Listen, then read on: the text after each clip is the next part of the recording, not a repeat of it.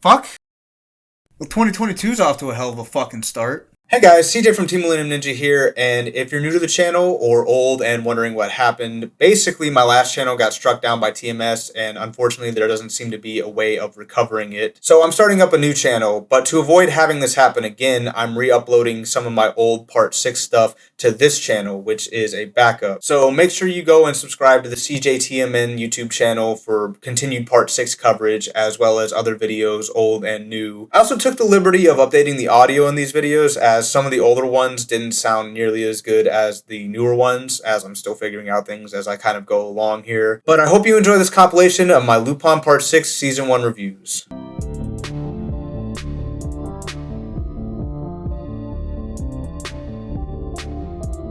It's here, boys! Episode 1 of Part 6. I am so hyped. I got a lot to talk about here. I'm going to be discussing Episode 0 and Episode 1. And I'll try to be light on the spoilers for those who haven't seen them yet. But do go check it out, because they're pretty dope if you can't tell by the way I opened up. And if you're just checking out Lupin for the first time, I'd recommend watching Parts 4 and 5 before this one, because I assume they're going to be recurring characters that were established in those coming back in this one. So if you're interested in that. If not, you can check this one out, and I'm sure you'd be able to pick things up. But anyways, on to the review.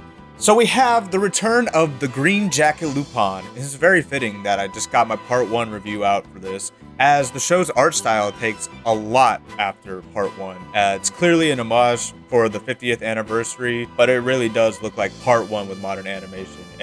I love it. But they brought back the goddamn fucking Fiat!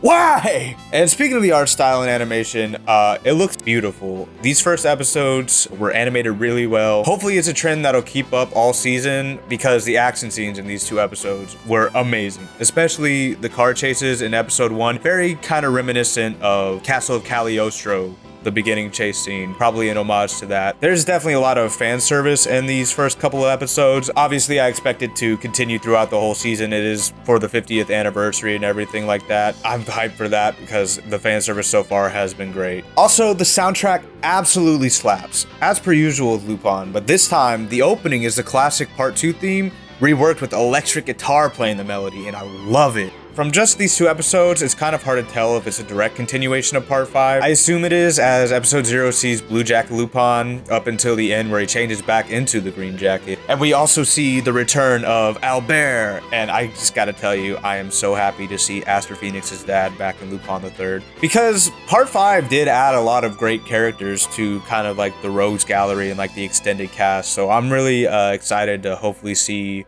more of them again in this part, especially like Ami and stuff like that, which is looking like it's going to continue this season, as episode 1 introduces, as we knew from the trailers, Sherlock Holmes, which, not to go off on a tangent, but they introduced Sherlock Holmes, and it's a little weird to me because in the Lupin universe, the Lupiniverse, I guess, Sherlock Holmes did canonically exist. He hunted Arsène Lupin in the novels, though his name did have to get changed because of copyright back then, as well as Sherlock Holmes III appearing in Part 2 a couple of times. And this Sherlock seems to have history with Lupin, so I don't know why they created a whole new Holmes when they had established ones they could draw on. Like, this guy could have been Sherlock Holmes IV. I mean, he still could be, I guess. I don't know that for sure. We'll have to see how the season plays out. But so far, he's just looking to be like a regular modern copy of Sherlock Holmes. Like, he lives at Baker Street. He has Miss Hudson, his housekeeper. But also another character introduced is Lily, a little girl that he's taking care of, and not really too sure about their relation. But it all seems to come back to Lupin somehow, so we'll have to wait and see how that plays out. And I want to talk about episode 0 a little bit, because not much happened, but it was a great character episode focusing on the main cast, particularly Jigen, and giving us a rare glimpse into the deeper workings of them. We don't get a lot of these kind of episodes typically in Lupin in the past. Maybe we'll get them more going forward, because I really did love this episode and like the more subdued take that it did, just diving into the characters. And this episode also works really great as a send-off for Kiyoshi Kobayashi, the voice actor for Jigen, as his last performance of the character. And what a sweet performance it was. Thank you so much, Kobayashi, for being the voice of our favorite gunslinger for the last 50 years. Wish you the best of luck, and you will be missed. Now, one thing I enjoyed about episode 1, besides its amazing action, was its slow burn beginning. So people that are familiar with Lupin, I'm sure will know that there is always a point when a character is disguised where you can go, oh, that's Fujiko. Like when she comes into Scotland Yard, for instance, in this episode. This episode's beginning was a great subversion of that, though, because you get the walk-up, establishing that Jigen, Goyomon, and Fujiko are standing by, seemingly tailing this old man. But then he gets in the building and starts acting a little bit suspect. And at that moment, and I assume many others went, oh, it's Lupin. Since we don't see him watching outside, I assume that's the intended reaction. But it turns out to not be, which I thought was a great little twist. And so this episode sets the stage for this arc, but based on the trailers, I'm not sure if they're planning on doing smaller disconnected arcs like they did in part 5, where they had some like weekly episodes in between the arc, or if they're just gonna go the whole season is just this one arc, because they're introducing a lot of things that I assume they could pull out for the whole arc, like there's a secret shadow organization that runs the world or something like that they're trying to steal from, and it's looking a little intense. I guess only time will tell, but so far this season is looking amazing and I can't wait for next week. So thanks everybody for watching, and remember to like and subscribe for more Lupin and other anime related content. And if you like this and y'all want me to do individual episode reviews like this going forward, let me know. Otherwise, I'll probably just review the whole series after it's concluded.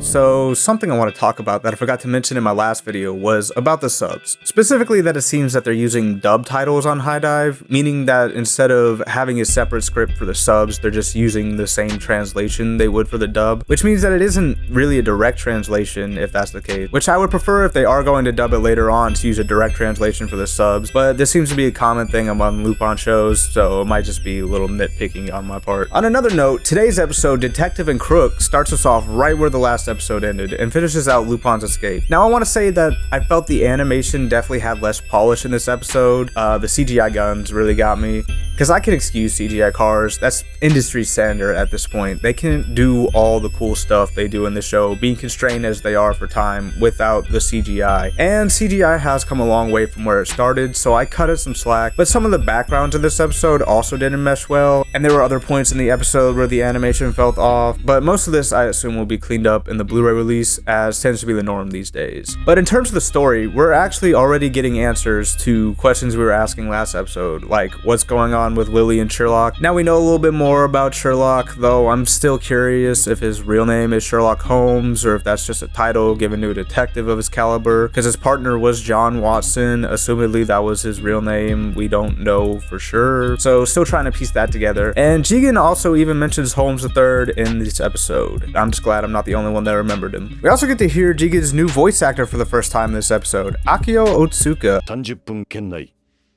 道は細く入り組んでいて逃走経路の確保が容易 And while Kobayashi did a great job, you could definitely tell that in episode 0 his voice didn't have much left in it. But now we have a young, lively, spry Jigen, as young, lively, and spry as he could ever sound, I guess, being the old man that Jigen is at heart. We also have a re-explanation of the Raven in this episode, in case you weren't paying attention last week, I guess. Now add this to the list of things that I never thought I'd be nostalgic about. Freaking rewinding a VHS tape.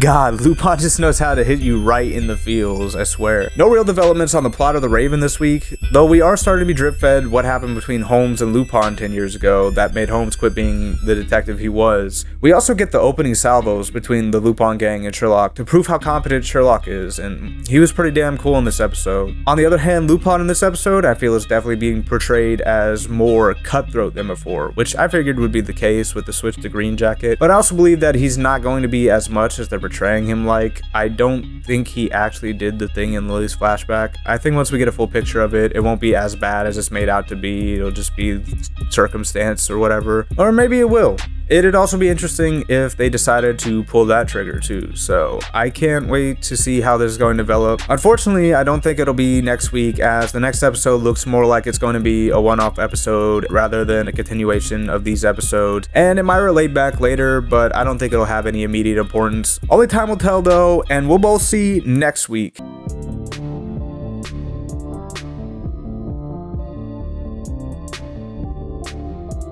Hey guys, CJ here, back with another episode of Lupin Part 6. And like I said last week, this episode was just a one-off caper episode. no real connection to the past two. I don't know if this is in order of the timeline either. It doesn't necessarily make it clear if this happens after the last two episodes or if it maybe takes place sometime before. Because they mentioned they're in England, but not where they are. So it's hazy whether or not they're still in London. And the only reason I even really mention this is because part 5 skipped around in between like the main plot arcs. So this one could be doing the same thing. I'm not sure yet. We'll have to see going forward. I saw a comment where somebody mentioned the idea that these next few episodes were going to focus on countries from the movie the poster was for, and that could still very well be possible. Perhaps the ticket they tried to steal has some importance, but I don't think that'll be the case, seeing as they didn't even get it in the end. So this just seemed like a regular caper, and while I'm anxious to get back to the story with Sherlock and the Raven, it was a fun little ride. Although there were some parts in it that really didn't click for me, like introducing the boy detectives to just have them be there for comic relief. There wasn't even any point to them being detectives in the end. As well as the little girl, Emmy, she was kind of funny, but just your generic little girl anime character that's like, aren't I gorgeous too? It's a little bit of low-hanging fruit. Also, the comedy in this episode was contrasted by it being a little bit darker than I was expecting. Having the Marquess actually be dead was a little shocking considering how upbeat the rest of the episode was, but I guess that just goes to show the darker direction they've been planning to take things in, and I'm here for it, but it was a little surprising. I enjoyed the characters a lot in this episode, especially Jigen and Goemon, like the scene where they have 2 masks to fool Zenigata. I've been watching through part 3 lately, and something like that happened in one of the episodes. So this was a cool, possibly unintentional callback to part 3. When they were on the tandem bike as well was pretty funny.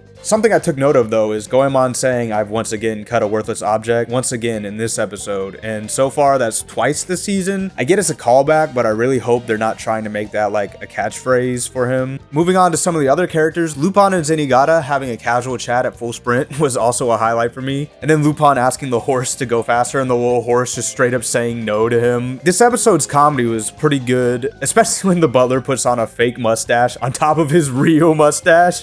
That shit had me dying. Speaking of disguises, I also really like Fujiko's outfit in this episode and how it folded down into a maid uniform from the like sleek leather outfit. That was pretty cool. Although Lupin's disguise didn't fool me for a second, even after I forgot about it from the teaser last week. And in the same way, this episode was pretty predictable. They didn't even try to hide the fact that Fujiko didn't actually swallow the ticket. You can see it in her hand, which kind of takes some of the fun away because whether you believe it or not, the mystery of what's going to happen is a crucial part of a Lupin episode. All in all, this episode wasn't the best. It kind of dragged a little bit, but it was a fun little detour. Unfortunately, it doesn't seem like the detour is going to stop here, as next week's episode is looking to be another one-off, although it's a little less clear than this one was, so maybe it will be involved in the main plot. The only way to find out though is to wait until next week. And until then, make sure you like and subscribe for more Lupin content. This is CJ from Team Millennium Ninja, headed back to the village hidden in the internet.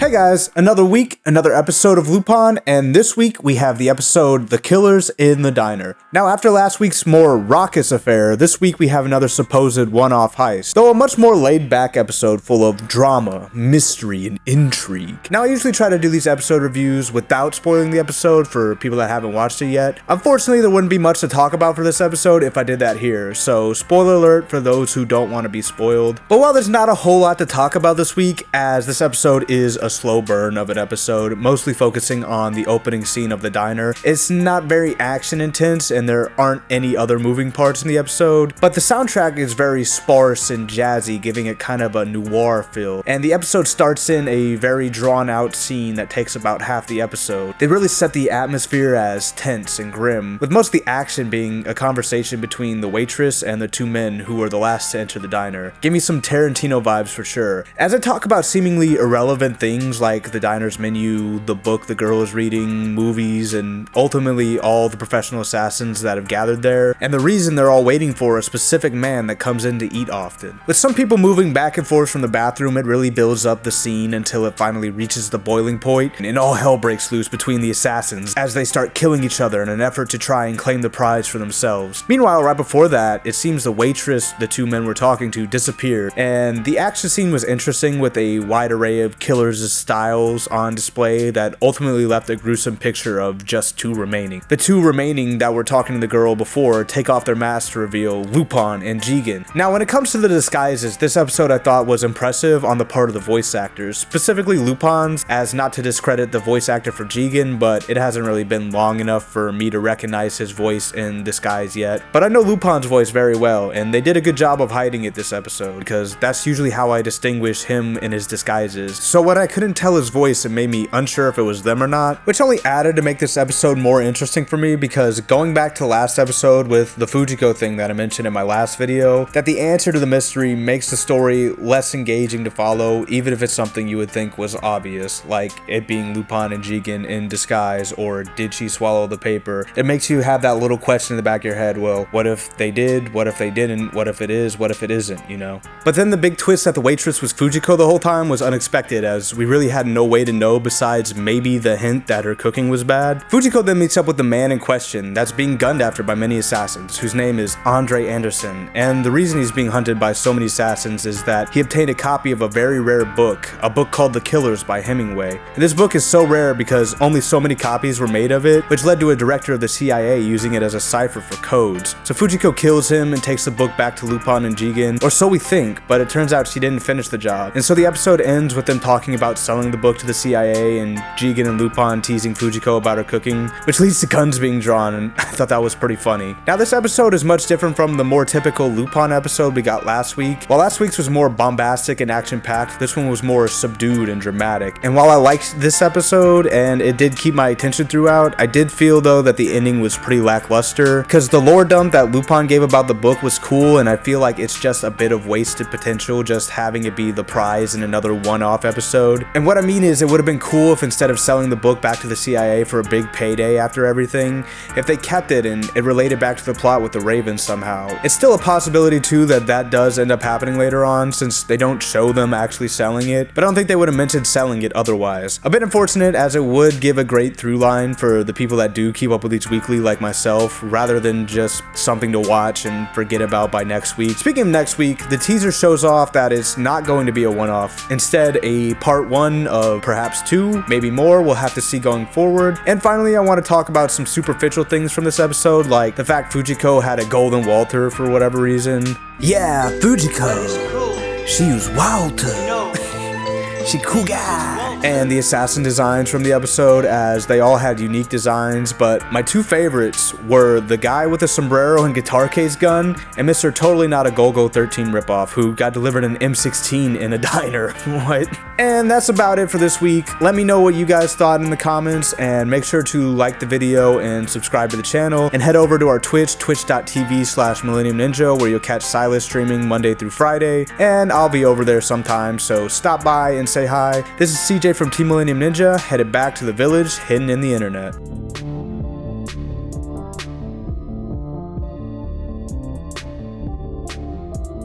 The Imperial City Dreams of Thieves Part 1 is the 5th episode of Lupin the Third Part 6, and this episode does something that most Lupin episodes haven't really tackled before: time travel.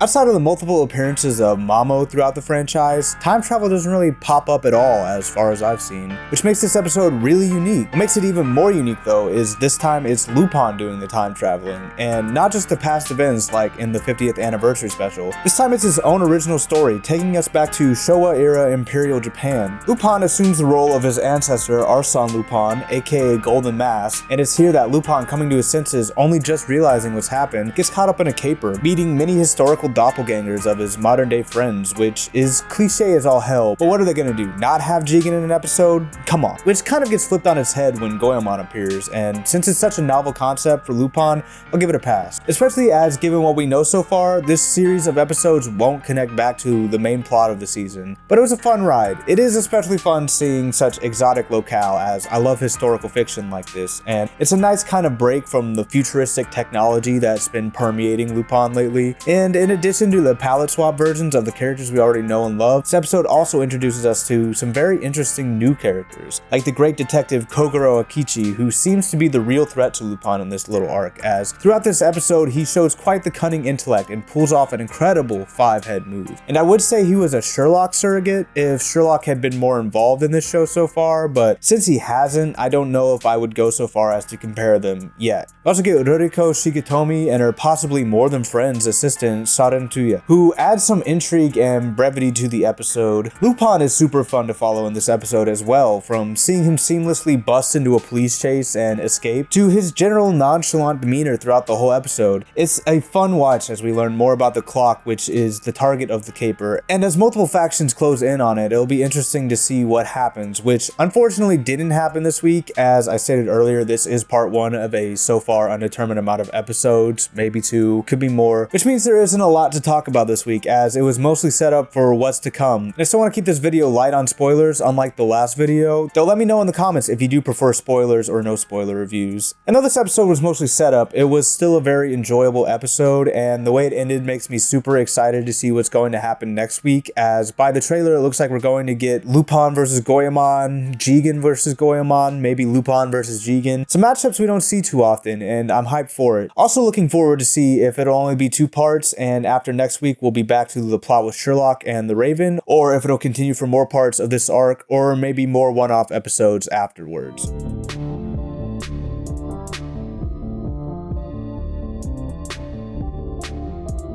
The Imperial City Dreams of Thieves Part 2 picks up right where the last episode left off, and takes all the mystery of the last episode and really ramps things up here. There are a lot of twists and turns in this episode, so spoilers ahead if you haven't seen it yet. First off, let's start with the initial clash between Lupin and Goemon. This was one of the fights I was hyped to see in this episode, and while it wasn't much of a fight, Lupin definitely came out on top, due in part to Goemon not having the Zantetsu Kin, as this was his ancestor. Then after everyone gathers near the clock, the police show up, so Lupin and Black Lizard are forced to escape. Meanwhile, Ruriko and Sarentuya leave, and Ruriko makes a joke about how the driver is going the wrong way. It's a nice fake out because she didn't actually know and was just messing with Sarentuya, but the driver does turn out to be a plant for the military who captures them. I thought this was done really well, and I liked the double subversion of expectations. Next we cut to Goemon and Jigen surrogate, whose name is Hongo, and this was a fight I was hyped for as well, starting with Goemon saying he had 3 questions for him, which he asks as they fight, except he says he doesn't need to ask the 3rd question, and he falls in the river after we see blood dripping from his head. Presumably not dead, otherwise Goemon wouldn't exist in the future, right? And the fight was cool. Goemon seemed to have the advantage despite fighting Hongo with a broken sword, though the exchange didn't last long. Catching back up with Ruriko and Sarentuya, another big brain subversion comes with Lupin's disguise. I figured he was the old man, but when the real detective Akichi showed up, it turned out he faked capturing himself. And this episode has just been great with the subversion so far. Now when they get away, Black Lizard shows up to help rescue them. That's when some panels of glass fall from the sky and surround him.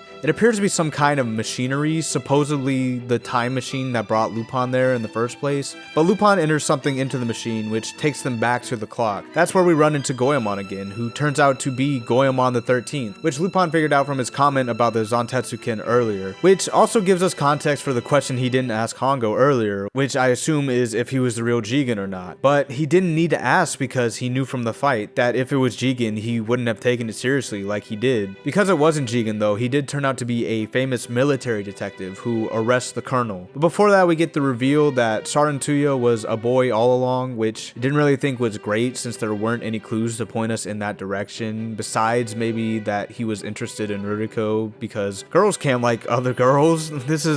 Oh wait, it's 2021. So with no hints to guess that this was a thing, it's less of a plot point and more of a pointless reveal, and in retrospect I guess you can go back and say, oh yeah, they sound like a boy or something like that, but this is anime and that is not enough. And then the final big reveal of the episode is that Lupin and Goemon aren't back in time, but in some kind of simulation or other world that they were sent to after they infiltrated a top secret lab, and they constructed this elaborate ruse to get Lupin to give up his hideout password. But instead, Lupin types in a code that will make the lab explode if they don't let him out to give them the shutoff code. My boy is playing 5D chess out here. Now, once they get back into the real world, Lupin does give them the code as they leave, and the way he does it is by throwing the paper in a way that makes it fold into a paper airplane and fly around, which looks pretty cool, but also is completely illogical, so it kind of threw me off there. As well as the CGI for the paper airplane, and the CGI in general in the end of this episode was pretty bad. These buildings look especially bad. It's also revealed that the lab was funded by Ruriko when it zooms in on a plaque of her, which is cool. But then at the very end, some random construction workers are clearing out rubble. That's when they reveal the message that Lupin wrote while he was captured last episode. So they really did go back in time. I thought this was a great episode. It was well paced and had a lot of subversion. It kept you on your toes and was very subtle about it. Besides the Sarin Tuya reveal, which I still feel added nothing to the episode. It lets you come to your own conclusions before telling you what happened. I especially love how the Goemon vs. Jigen scene was handled. And it was a pretty satisfying conclusion to this two-parter. Although one thing I wish we could have gone over was Goemon's perspective, like how he figured everything out and started working with Ruriko. I'd really like to have seen things from his perspective, at least a little bit. But next week we finally get back to the plot with Sherlock and the Raven, and I am so hyped, especially because it looks like we're going to get the history between Lupin and Sherlock. I can't wait to see it, but unfortunately we'll have to wait until next week.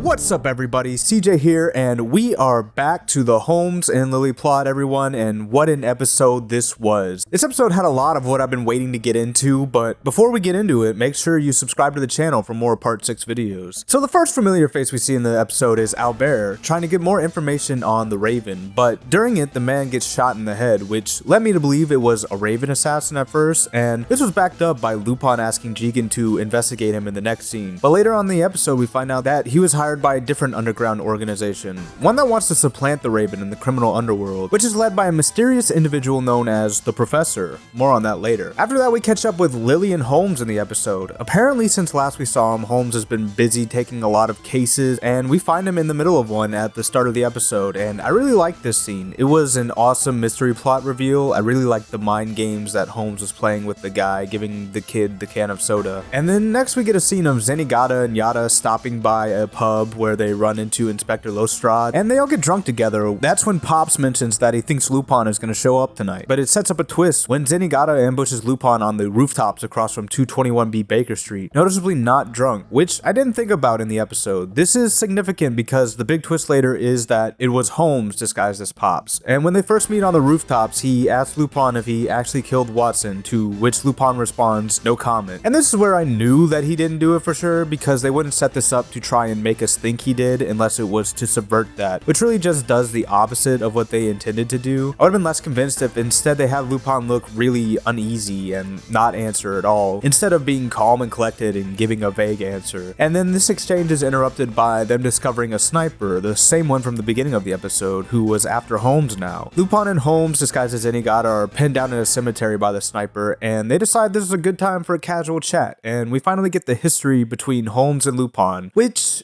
isn't as robust as I thought it would be. There was very little between the two besides the one scene, and during their conversations you can pick up another hint that it's Holmes. When, at least in the subs, Zenigata talks, you can notice him saying Britishisms that Zenigata wouldn't normally say. I don't know if that's something they only added in the subs or if it's something that's in the actual Japanese, but it's a nice touch. I also feel kind of mixed about it being Sherlock instead of Zenigata, because I thought it was so cool to have the two working together again. I love it when that happens, but it turned out to be Sherlock, which I'm not upset about. It just seems that Pops has a bit of a reduced role in this part because of Sherlock, something the inspectors even talk about a little bit at the pub. Maybe that's some of the writers self-inserting, I don't know, but now Holmes and Lupin seem to have a much more amicable relationship than before. It seems they'll be working together at least a little bit in the future of the season, but I'm interested to see what comes of Lily's memories coming back. Also, in this new faction that was introduced this episode, who is this professor and what are their plans for supplanting the Raven? It's adding more layers to the puzzle the deeper we go, and I really enjoy that. And this was exactly the kind of episode we needed after the last four, which, going off of what Jigen said at the beginning about Goemon being upset about being beaten by Holmes, I don't know if they necessarily happened in between last time we were in London and now, as Goemon was around in all those episodes besides the killers in the diner and didn't seem to be too upset about it. Although it's not like I think it'll matter in the long run. And a couple of other small details I want to mention are, first of all, Pop saying Holmes can suck eggs. Great quote. I thought that was pretty funny. Also, the soundtrack, which,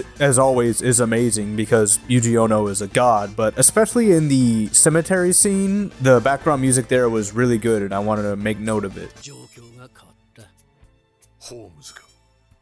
10年前、ホームズはタバコ会社社長、ジョン・ヴィンセント。 Also, Holmes or Miss Hudson just casually have like a military grade arsenal back at the house, despite the fact that guns are illegal for private ownership in Britain. What? But next week we'll be following Jigen as we flash back 3 years to a time where apparently Lupin sent him to protect Lily. Some more lore on Lily and possibly the Raven and or the Professor hopefully to come. Also, apparently Jigen got to know the boy that seems to be crushing on Lily in the preview. At least that's who I assume he was talking about earlier. I don't know what all is going to happen next week, and we'll just have to wait and see.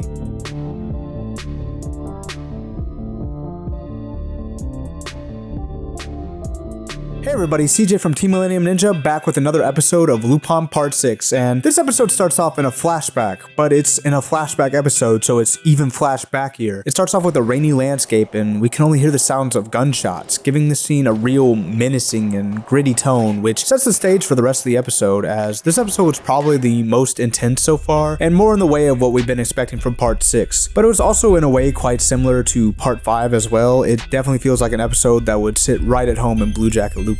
It starts like how I said earlier, a rainy night, silent but for the echo of gunshots, with Jigen enraptured in a gunfight, exchanging fire with an as of yet unknown foe. And it's at this moment that Jigen thinks to himself that he should subscribe to Team Millennium Ninja on YouTube for Lupin Part 6 and other anime related content. That and also about his gun, his revolver, his partner, which has already had heavy focus on it before in the season, back in episode 0. But now Jigen thinks back to a conversation he had with the gun store owner earlier, who said that it's past its prime. Now that it's beginning to crack, he should probably think about switching guns, as it can't handle the strain Jigen's been placing on it because too many magnum shots has the frame cracking. Now I'm not a gun guy, so I can't really verify if this is something that happens or not, but as a plot point for the episode, it works really well. We see Jigen struggling to use it as effectively with the 38 special rounds, and as Jigen questions it, so do we. Should he finally hang up his old partner, the 357 Magnum we all know and love? In the end, of course, Jigen doesn't give up on it. If he did, he wouldn't be Jigen anymore. It's as much a part of him as the hat, which Jigen uses in a really cool fake out to best work at the beginning of the episode, which is much better than how he does it later in the episode, I feel. Which, spoiler alert by the way, there will be spoilers from here on. If you haven't watched the episode, I would recommend watching that first. Now, this episode follows as the trailer we saw last week implied, although we did see a bit more of Lupin than I thought we would, which isn't a bad thing. Lupin is great in this episode, like when he saves Lily early on and tells the other kid to call him daddy.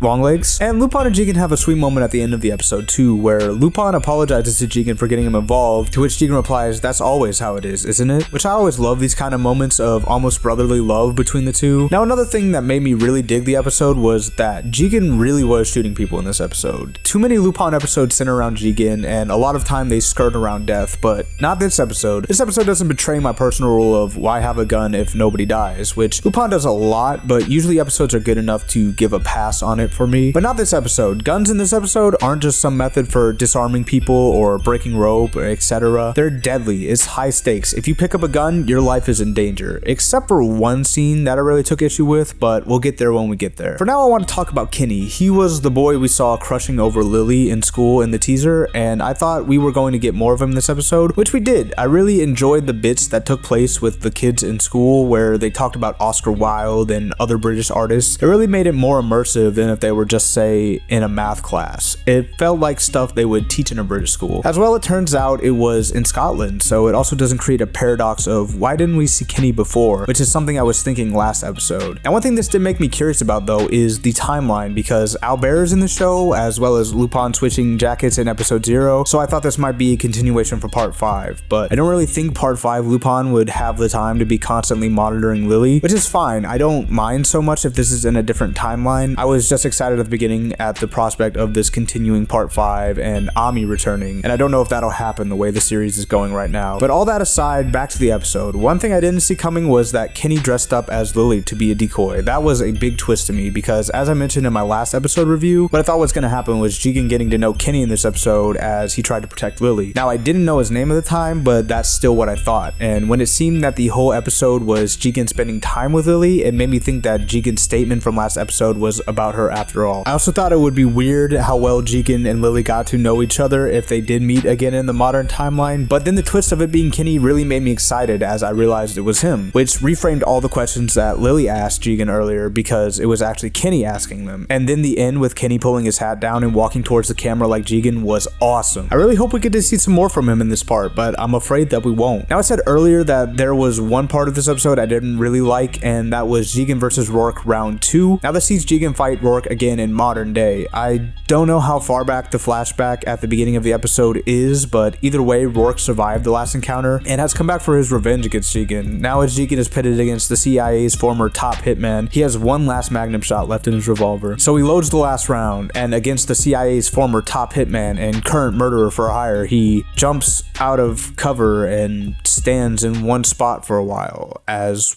Rourke misses every shot from pretty close range.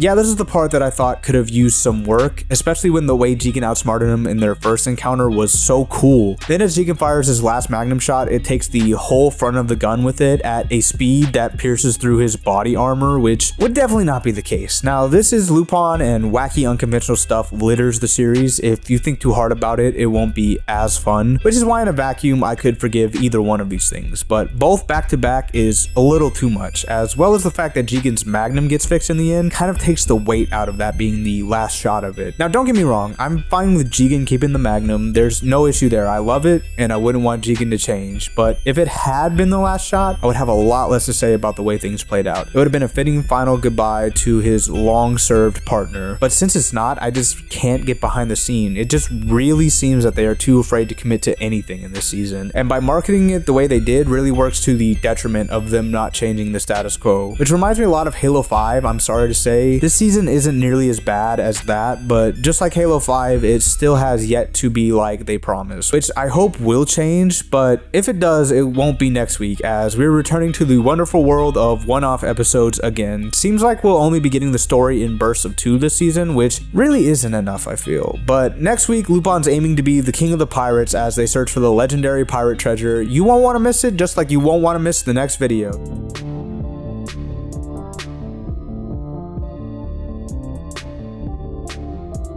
Alright folks, y'all know what time it is, Lupin time, and we've got a real interesting one this week. Episode 9, the Jet Black Diamond. This one starts off following a couple of new characters, an old woman in a wheelchair and a young woman accompanying her, as they make their way into an underground auction. It was at this point that you might, or at least I, assume that they're going to be the targets of the episode, or some kind of wealthy underground benefactors, you know, something of that sort. But they seem to be pretty normal, with the old lady being the sister of the lover of the Pirate King Zeke. But something exceptional that we find out about the younger one is that she is a subscriber to the channel, so make sure you do the same. And as we follow Lupin disguised as an old man, we find what they are both after is a doll at the auction. Lupin because it'll lead to a hidden treasure, and the old woman as a keepsake of her sister. But things aren't always that simple, as Lupin lets her win the doll in the auction, then proceeds to steal it afterwards when harassed by Pops, but gives the doll back later on the street, seemingly out of kindness. But this is Lupin, he wouldn't just give something important up that easy, right? As what he was really after was part of a map that was inside the doll. Now, using this half with the half they already had, Lupin and Jigen piece the map back together, only for it to get swiped by Fujiko, so she can take the treasure for herself. This is where Lupin just kind of resigns to let her have it, because as he says, he's busy with too many other things, something that doesn't sit well with Jigen. Despite that though, Lupin has a revelation about the dolls on the map while sleeping, so he sends Jigen to tell Fujiko, and Jigen meets up with Goemon as he's in the middle of killing a giant squid. Excuse me? As he came to Brazil for training, Jigen fills Goemon in on what's going on, in addition to the fact that he doesn't plan on telling Fujiko anything. Moving away from the guys though, we get a decent amount of Fujiko focus in this episode, which I really appreciated, as we don't really see her doing jobs on her own that much. And the cat and mouse game she plays with the other two ladies in the episode is interesting as well, as you see Fujiko playing these two characters that have been established to be pretty not exceptional, but you get the first hint that it might not be what it seems when the old lady hugs Fujiko and clearly goes straight for unhooking her bra. Can't blame her really. But later we find out that even though she's been in a wheelchair the whole time, she can walk perfectly fine, and also damn, Granny's a badass. It turns out she was the treasure hunter Cherry who contacted Lupin initially about the doll, and when she hugged Fujiko, she actually put a tracker on her. And this combined with the bug Fujiko planted on them sets up Fujiko to save them when they're attacked by these random guys in the woods who know about the treasure as well. And this was something I thought was kind of bad. Like, who were these guys? Why were they here? Did someone send them to get the treasure? Were they just looking for it themselves? A whole lot of questions that don't get answered, and all in all, a pretty unnecessary scene. Even though it had some cool action with Fujiko, I just think these guys showing up was random. It would have been better if they could have set up another party that was interested in the treasure and then have these guys show up and say they were sent by them. It would have added more to the scene and maybe even this episode than just action for the sake of it. Although it might have meant cutting Goemon out of the episode entirely, which I would have been fine with though, as he doesn't contribute to the episode like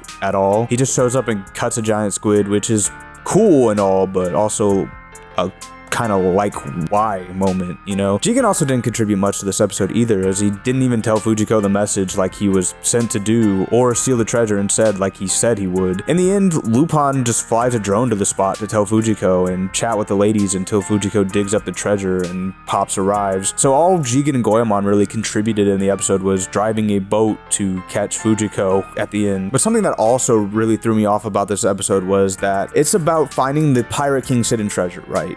But Cherry, the old lady who was the sister of his lover, is still alive and kicking ass. Because the backstory of this episode is about her sister and Zeke hiding the treasure at this spot, planning to come back and get it, but Zeke getting executed threw that off, so her sister sent Cherry the doll and then threw herself into the sea out of grief, which is all well and good. It works well enough. That's fine. I don't really have a problem with that. The only problem I find is that this was 75 years ago. From the modern day in which Lupin is flying a drone to holographically communicate with the others, which would plant this right around the 30s or 40s. And I don't know about y'all, but I don't remember hearing about pirates plundering ships during the Great Depression or World War II, you know? This just seems like a really old plot from a different Lupin show. Like, if this was in part 2, I think it would have been fine. Or if they just set the episode in the past, which is something they did in part 5, but seems to be something they don't want to do in this part for some reason. And to be fair, it might seem like I'm complaining a lot, but I really did enjoy this episode. It's probably my favorite one-off episode so far. I really enjoyed some of the goofier stuff, like Goemon cutting the squid, even though I might have complained about it earlier. I also love the scene at the beginning where Jigen drives the car through the stained glass window in the church to save Lupin, and I really appreciated the extra Fujiko and general non-Lupin focus of the episode. The one-off characters were fun to follow, and the mystery, while being kind of simplistic, was also interesting. And the beginning with the underground auction kind of reminded me of part 2, where there were a couple of episodes like that throughout it. Like the episode where Lupin gets auctioned was a classic, and I don't know if it was an intentional callback or not, but it was nice. And another potential part 2 callback I noticed that there might be is Zenigata with a turtle at the end. Maybe they did it on purpose, maybe not. It's not a direct callback, could be an homage, but either way, that does it for this episode. Make sure to let me know what you thought of it in the comments, and make sure to subscribe so you don't miss next week's video. And while you're waiting for it, I've got plenty of other videos on the channel. I just dropped the Kenichi video, put a lot of work on it. Would really appreciate if you went over and gave that a watch. But this is CJ from Team Millennium Ninja, headed back to the village hidden in the internet.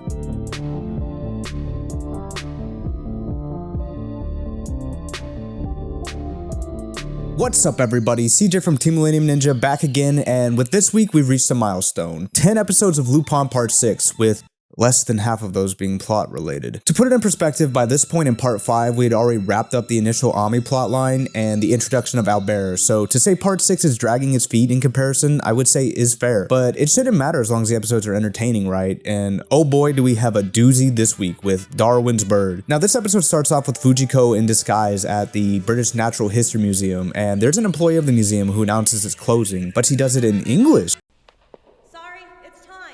which I thought was cool because I like when they mix in the local languages rather than just having everybody speak Japanese. It gives the show more depth and immersion. But as Fujiko leaves, she's picked up by a blonde-haired, blue-eyed individual, one who asked her to steal a fossil from the museum. And this encompasses the first half of the episode, as this man, tentatively known as Michael for now, goes over the history of the fossil he wants her to steal. And I'm not gonna lie, the first half of this episode was all set up for the second half, and the conversation between Fujiko and Michael was long and tedious. It was hard to keep my attention throughout. It wasn't like the Killers in the Diner episode where the dialogue was more interesting and dynamic. It didn't feel like just a straight exposition dump meant to pad time. But the episode starts to improve after the halfway point when Fujiko contacts Lupin to help with the job, to which Lupin agrees but Jigen does not, so they continue the job as a duo. Next we also get a scene I thought was interesting with Lupin and Fujiko talking at the museum, where they discuss the mysterious nature of the guy who gave her the job, and the exposition in the scene was delivered much better than the earlier scene, with more movement as the two swap exhibits. Lupin shows her pictures and it flashes to a dilapidated version of the mansion she was at earlier, plus the character they demonstrate in this scene gives it brevity and makes it overall more enjoyable. After that, Fujiko infiltrates the museum, and it's here that the episode does an interesting thing when she hacks the security cameras, taking scenes and looping them to represent how she's looping the footage for the cameras, taking scenes and looping them to represent how she's looping the footage for the cameras, taking scenes and looping them to represent how she's looping the footage for the cameras. It gives an interesting visual flair to this otherwise mundane way of espionage. Then, as she makes her way into the vault, she runs into Lupin, who is acting a little bit different than normal. It's subtle but noticeable from how he was acting before, saying he followed her in without her noticing, which seems a little sneakier than normal for him. He also says that he's always been Fujiko's guardian angel, a line you might take as sweet at the moment but comes with a different meaning later. Now, as the two find the fossil in the vault, Lupin says it's not the original they're looking for. He then presses a button on the wall which opens a secret room, and in that room is a giant fossil of... Now, if you haven't seen the episode,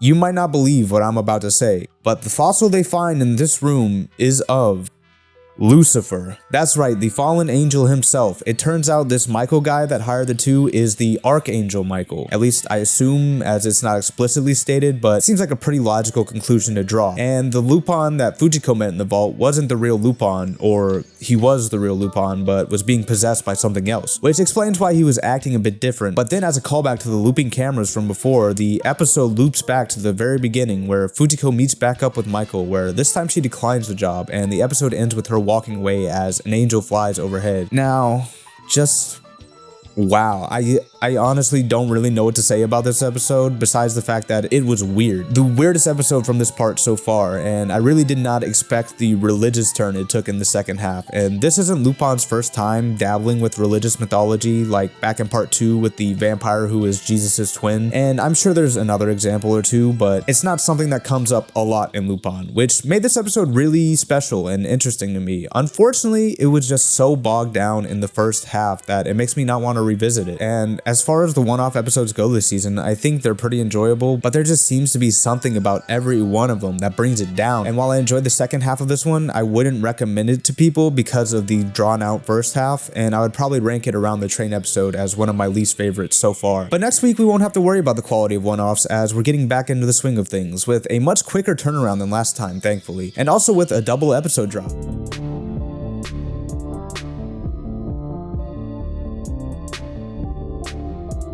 What is up, everybody? CJ from Team Millennium Ninja back in town, and let me tell you, I am so excited to dive into these new episodes of Lupin. We finally wrapped up the Raven arc. It's been a bit of a rocky road getting here, but let's just see if it was worth it. Starting with the first episode of this week's Christmas double feature, The Truth and the Raven. Returning back to the main plot after the short 2-week detour this episode, we start off with a bang, having the Raven assassin from before taking out a real estate agent who had been pressing hard to get certain land from Faulkner, the old guy who was guarding the poster for the Raven. And with his death, Scotland Yard as well as Holmes and Lily come to investigate, with some of the local people from Baker Street helping out, as they identify that he was with Fujiko, who mentions that she wasn't able to get any information out of him before he was taken out. And now Holmes takes it upon himself to find out the connection with the Raven, which he connects this murder with several other seemingly unrelated murders, but also with an identical murder, being the murder of his partner, Watson. Knowing now that his killer is still in London, Holmes is more determined than ever to find him, while also staying in competition with Lupin, as he essentially puts a hit out on the other half of the poster in their possession. And here I'm gonna say that I thought they played Holmes really well in these two episodes. The way he puts clues together and is able to solve problems as well as create obstacles for his adversaries at the same time, it's very Sherlock Holmes. Also, the chase with Lupin and the people trying to steal his half of the poster and later Zenigata was very fun. It's one of those classic Lupin scenarios that you love to see. As well, we saw the return of Goemon to the main plot. I liked how jumpy everyone was and how casually Goemon claims he's returned while Fujiko just points a machine gun at him. And while Lupin is being chased by Pops and Yada, he accidentally drops the poster for them to retrieve, to which Jigen notes that he's never known Lupin to drop the loot in a chase, where I would like to rebuttal that, though I don't have any specific examples, but I know it's happened before in other parts, plenty of times. But I guess Jigen just wasn't paying attention those other times. While I joke, this does highlight a bit of a flaw I've had with this series so far, which is that they really go out of the way to make Lupin seem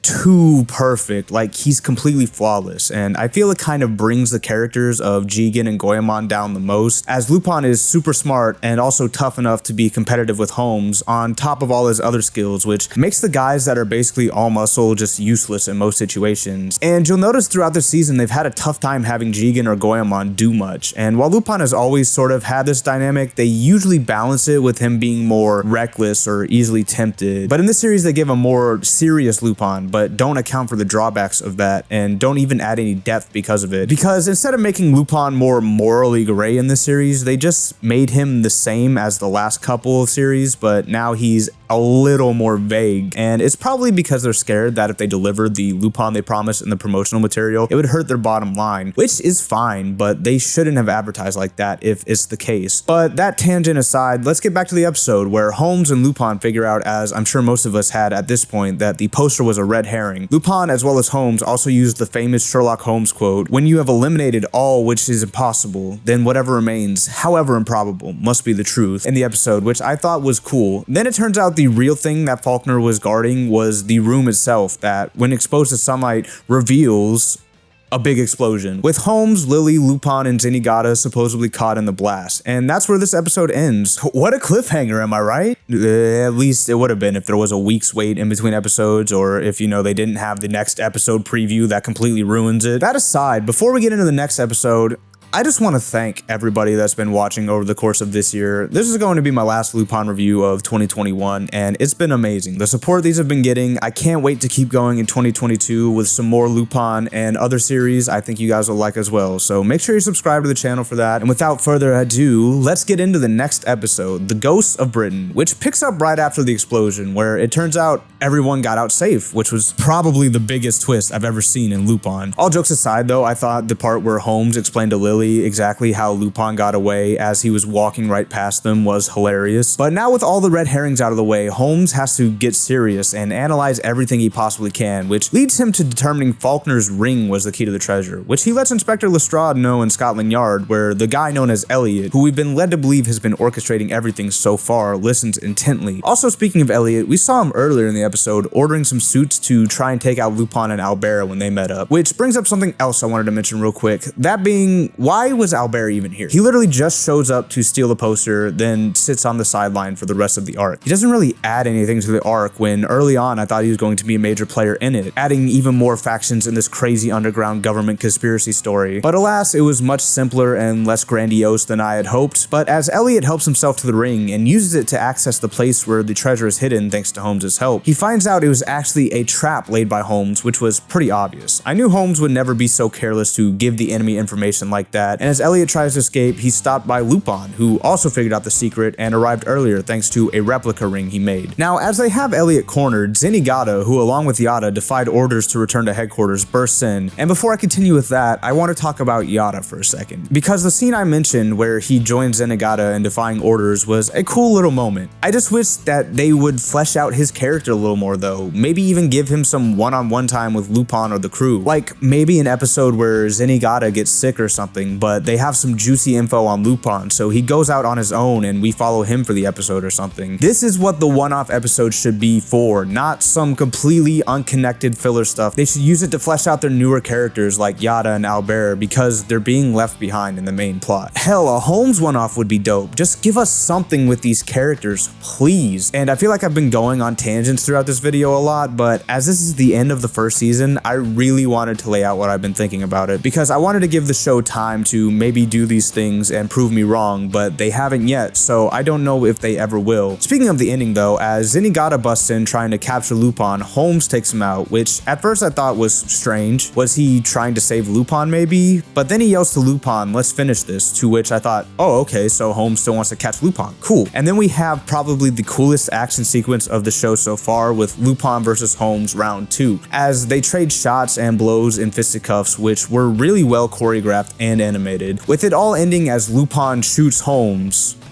with what I presumed at first to be a tranquilizer bullet or something, because obviously he didn't shoot him with a real bullet. Part 6 isn't that dangerous. Although it never is really addressed, which is a little weird to me as it doesn't look at all like he was shot. Yet Lestrade leans over him and talks like he's dying, but if he wasn't shot, he would be able to tell pretty easily, I'm sure. I mean, he is an inspector after all, which is kind of important because the big twist in this episode that I didn't see coming was Lestrade being the actual one who killed Watson and pretty much everybody else, which was an awesome reveal packaged with the fact that Holmes and Lupin put on this charade to expose him. Then the even bigger twist was that the Raven no longer exists and that Lestrade and Faulkner had just been carrying on, never informed about it, which I thought was really interesting. The fact that the organization got so splintered that it fell apart, but it was so secretive that members would carry on without any contact from anyone else, especially after the organization's dissolution. It was definitely a really interesting way to go with it, though I would be lying if I said it wasn't a little lackluster to me with all the other factions that were introduced to not be involved at all. Though the treasure being unexploded ordnance that they used as threats to take control back in the day, but is ultimately useless now, was fitting for this arc. And all in all, I think this was a pretty fitting ending to this season with its ups and its downs, more downs than ups frankly, but it was a fine way to cap it off. Also at the end we get a little bit of an epilogue where Holmes meets a young man by the name of James Moriarty, who Lupin has some sort of acquaintance with, and who is also the professor that was mentioned a while back. Shout out to the guy who called that in the comments, by the way. Hopefully we'll get to see a little bit more of him going forward. Otherwise, I really don't understand the point of introducing that element of the story at all, but I'm not sure, as it looks like next week we'll be starting a new story outside of London, and it's looking to be a bit more personal for Lupin this time. One other thing I wanted to mention is at the end when Holmes calls Lily Watson, which was a really sweet moment, and I can't wait to see what happens, or you guys, next year. This has been CJ from Team Millennium Ninja for the last time in 2021, headed back to the village hidden in the internet.